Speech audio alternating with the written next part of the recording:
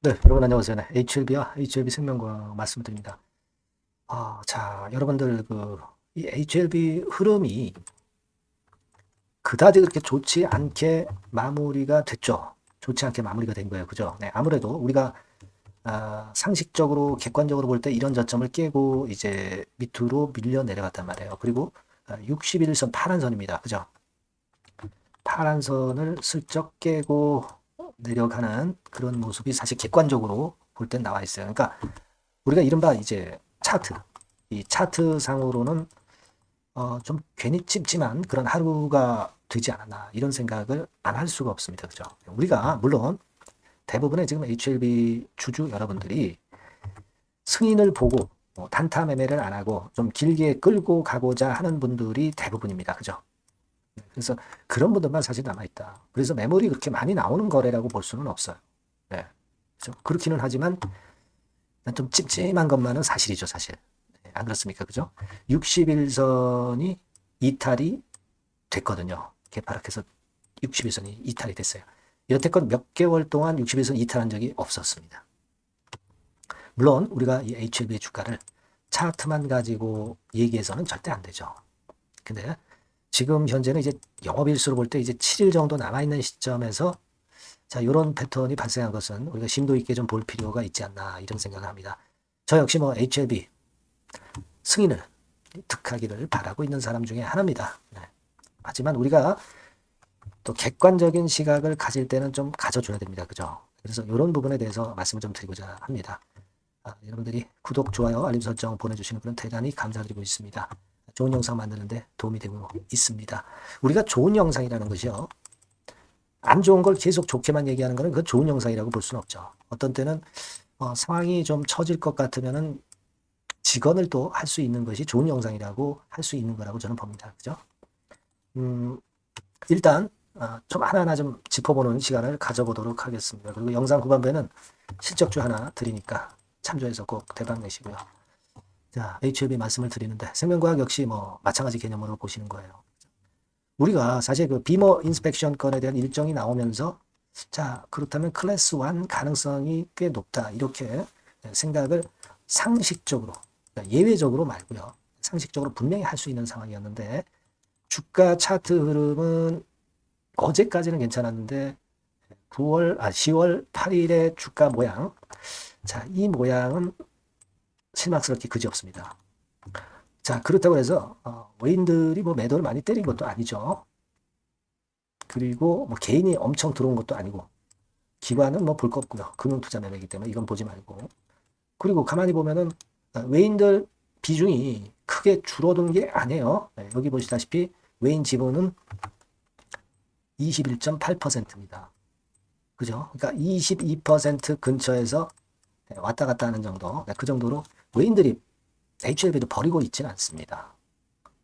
그렇기는 한데 이게 차트상 흐름이 60일선을 깨지 않았던 몇 개월 동안에 깨지 않았던 그 흐름이 이게 깨지니까 좀 아쉬운 감이 듭니다. 여러분 사실 그 바이오 쪽이 나쁘진 않았어요. 그죠? 네, 바이오 쪽들이 오히려 좋았습니다. 뭐 2차 전지 안 되죠. 반도체 안 되죠.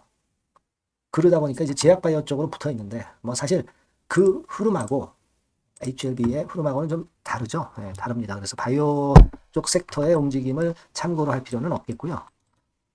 제가 일전에 말씀을 제가 한 몇 번 드렸습니다. 그러니까 비모 인스펙션 일정이 나오고 나서 제가 여러 번 말씀을 드렸지만 뭐가 제가 제일 아쉽다고 말씀을 드렸습니까? 아쉬운 점. 아쉬운 점을 제가 뭘 강조를 했어요. 이 사측에서 아무런 이런 반구 언급이 없어요. 언급이. 그죠? 뭐 이런 어떤 중요한 사안 앞두고 있다고 한다면 공식적인 HLB 블로그에서 뭐 말을 좀 해줘야 되는 거 아니에요. 그죠? 네. 좀 얘기가 좀 나와야 되는 거 아닙니까? 근데 그게 아직까지 전혀 없어요. 만약에 블로그 글이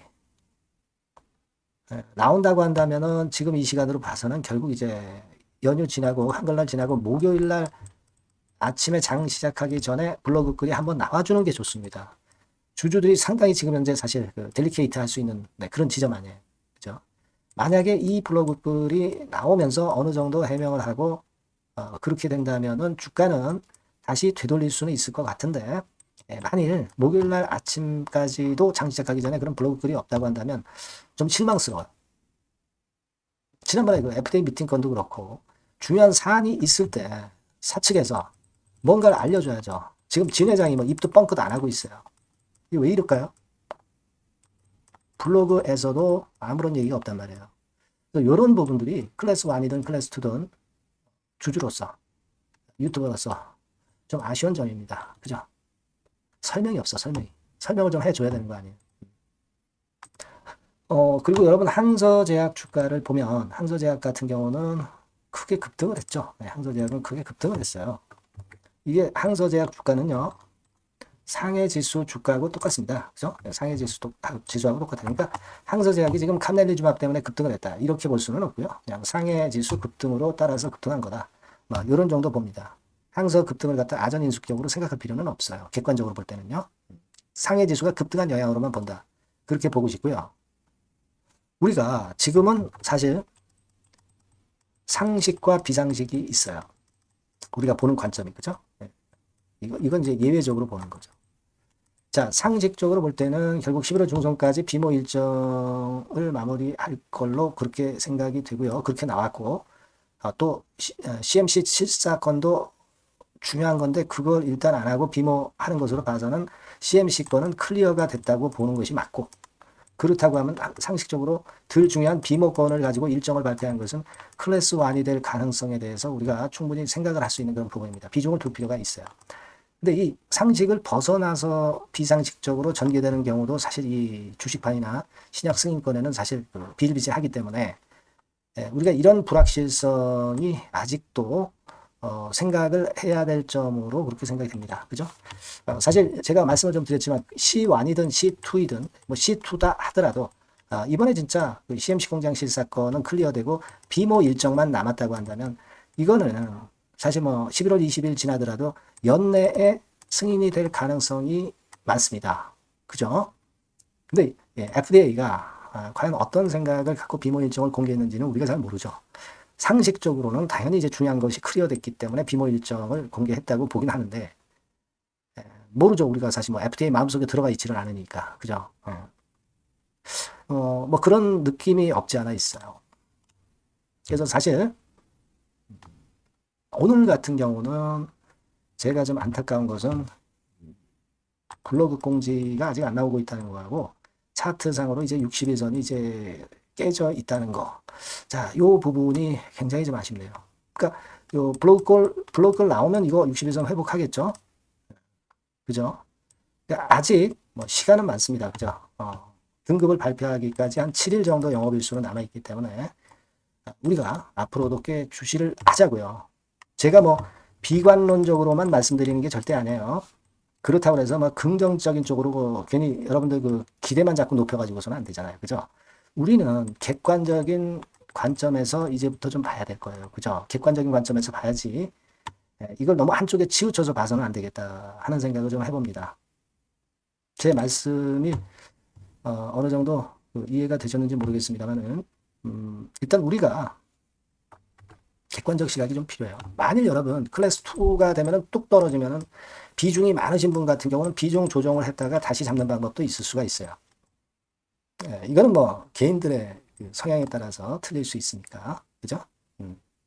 그런 방법도 있을 수는 있는 겁니다. 사실 뭐 비중이 이렇게 많지 않은 분 입장에서는 뭐 당연히 뭐 비중 조정할 필요는 없죠. 하지만 혹시라도 C2로 나오는 경우를 대비해서 비중 조정을 생각할 수도 있습니다. 지금 뭐 제가 하라는 것은 아니고 우리가 또 보아가면서 또 그걸 결단을 내릴 때가 됐는가 이런 것들을 생각을 해봐야 된다는 얘기예요. 그죠?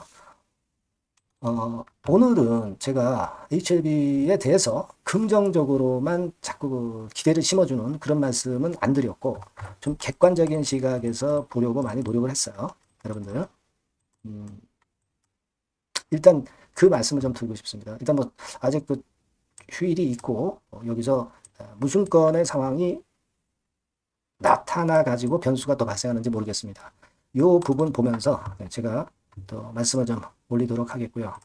보다 좀 빠르고 보다 정확하고 이런 부분들은 문자를 한번 주세요. HLB 또는 HLB 생명과학이라고 문자를 주시는 분들에게는 제가 아무래도 좀 더 세밀하게 드릴 수 있겠죠. 지속적으로 업데이트가 돼야 됩니다. 예. 이제는 순간적인 변화가 많을 수 있는 시점이에요, 여러분. 그렇기 때문에 문자를 달라는 겁니다. 아시겠죠? 네. 그렇게 말씀을 좀 드리겠습니다. 자, 그리고 제가 실적주 말씀을 드린다고 그랬어요. 네, 요거 말씀드릴 테니까 말씀 잘 듣고 요거는 한번 대박 내보시기 바랍니다. 네, 여러분 요즘 시장 한숨만 나오죠, 사실. 네, 뭘 사도 그렇게 쉽지는 않아요. 자, 이럴 때는 여러분 실적주를 하시는 거예요. 실적주. 네, 이게 결국 돈이 됩니다. 우리가 이 단순한 실적 성장만을 하는 그런 실적주가 아니라 화끈하게 턴어라운드가 되는 그런 실적주를 찾아봤어요. 그래서 하나 찾아냈습니다. 여러분 사실 생각해 보세요. 요즘 같은 시장에서 순환매 하는데 그 순환매 여러분 다 맞출 수 있어요? 네, 불규칙적으로 돌아가는 이 순환매 속에서 그 테마를 여러분들이 적당하게 적정 타이밍에 맞출 수 있냐 이거죠. 절대 쉽지 않다 이거예요. 네, 이제 실적 시즌 임박했잖아요, 여러분. 네, 그렇다면은 타이밍이 아주 기가 막히단 말이에요. 네, 그래서 오늘은 이 실적주에 대해서 제가 하나 찾아낸 거 여러분들한테 아낌없이 드릴 겁니다. 자, 이 실적주는요, 서비스 쪽하고 이제 소비재 섹터에 속해 있다. 이렇게 보시면 되고요. 가격대는 이제 부담이 없는 선이에요. 8,000원에서 15,000원 선. 그리고 시총은 아주 크지 않습니다. 적당하게 중간치 정도 된다. 이렇게 보시면 돼요. 시총이 5천억에서 한 9천억 정도 범위. 네, 이렇게 보시면 되고요. 자, 투자 기간은 뭐 몇 개월 이렇게 기다리지 말고요. 빠르면 1개월. 뭐 1개월 이전에도 될 수 있고요. 1 내지 2개월 정도 그렇게 잡아주시면 될 것 같습니다.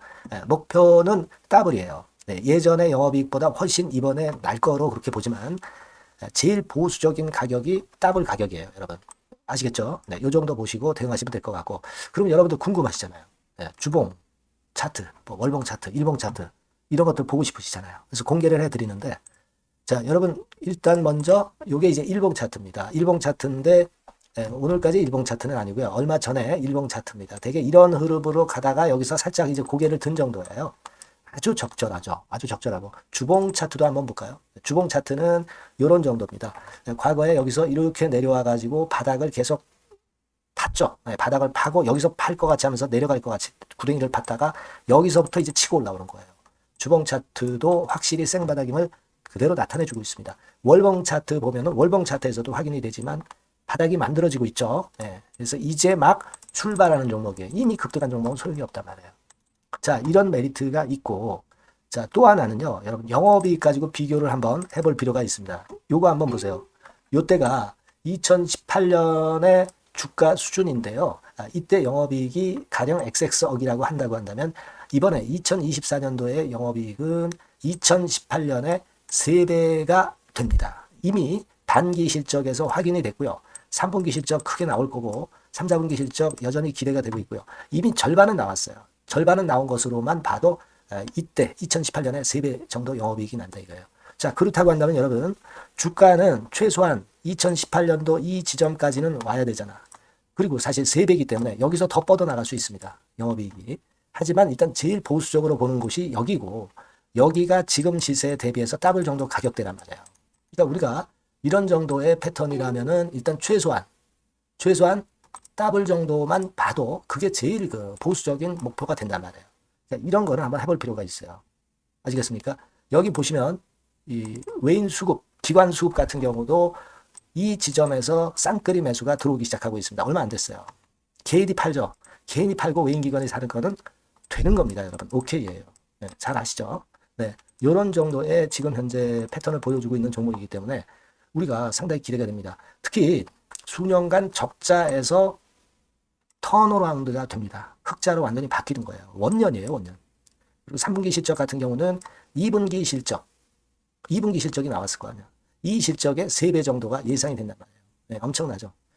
네, 그리고 작년엔 적자였고요, 당연히. 그리고 가장 중요한 건데 중단되었던 대박 기대 사업이 다시 날개를 펼치기 시작하는 원년이 되고 있고요. 특히 그 제주도의 대박 사업은 이게 한 달간 수백억 매출이 이미 돌파가 됐습니다.